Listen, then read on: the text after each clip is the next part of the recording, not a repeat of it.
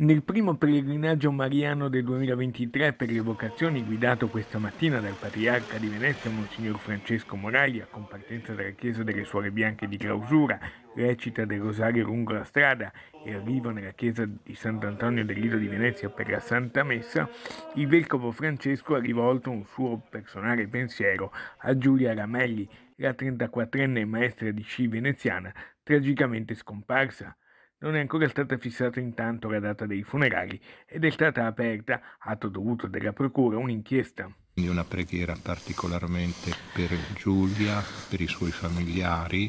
per le persone che li hanno voluti. Questa forza, questa energia che è espressione di umanità, deve anche misurarsi sempre, come nel caso della carissima Giulia, anche in modo drammatico, con una rottura, ecco, di questa energia, di questa forza. Possiamo dire che in questi casi in cui chi ha fatto dell'energia fisica un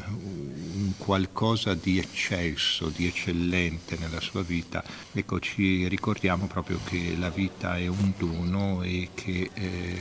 è un dono che bisogna vivere bene con umiltà e anche con gratitudine al Signore. Un pensiero, quello del Patriarca Francesco, che arriva al termine di un pellegrinaggio molto intenso e sentito. Gli incontri mensili